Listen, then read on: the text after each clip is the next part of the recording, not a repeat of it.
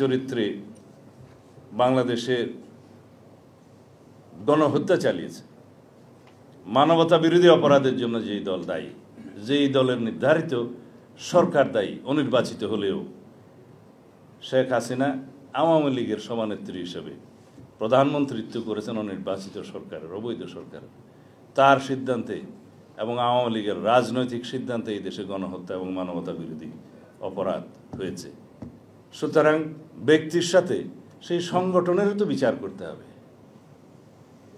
যারা দায়ী সেই সমস্ত ব্যক্তির বিরুদ্ধে, সাবেক অবৈধ প্রধানমন্ত্রী সহ সবার বিরুদ্ধে এই আন্তর্জাতিক অপরাধ ট্রাইব্যুনালে এবং অন্যান্য আদালতে মামলা হয়েছে, বিচার হবে, বিচার নিশ্চিত করতে হবে। কিন্তু সংগঠন হিসাবে একটি রাজনৈতিক দলের সংগঠনের বিচার করার প্রভিশন আর্টিকেল 47-এ আছে বাংলাদেশের বর্তমান কনস্টিটিউশনে। যেহেতু এখনও কনস্টিটিউশন এটা জীবিত এবং এই কনস্টিটিউশন অনুসারে এই সরকার পরিচালিত হচ্ছে এবং শপথ নিয়েছে বৈধ সরকার হিসেবে।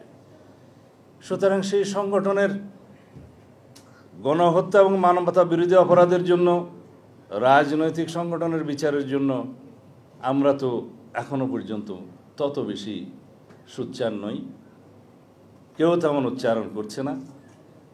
বিচ্ছিন্নভাবে যদি বলে অমুককে নির্বাচন করতে দেব না, আইন কি বলে? নির্বাচন কমিশন যদি তফসিল ঘোষণা করে, সেই সময় পর্যন্ত যারা রেজিস্ট্রেশন বৈধ থাকবে তারা নির্বাচনে অংশগ্রহণ করতে পারবে, সেটা তো মাথায় রাখতে হবে। আপনারা শুনেছেন সংগঠন হিসেবে বিচারের জন্য আন্তর্জাতিক অপরাধ ট্রাইব্যুনালের আইনে এটি সংশোধনী আনার কথা ছিল, based on the constitutional provision 47 article. কিন্তু সেখান থেকে সরকার সরে গেলেন। এখন যদি সরকারেরই অংশ হিসাবে কোনো উপদেষ্টা যদি বলেন যে আমরা আওয়ামী লীগকে বিচার চাই, তো বিচার চাওয়ার জন্য তো আপনারা কিছু করলেন না।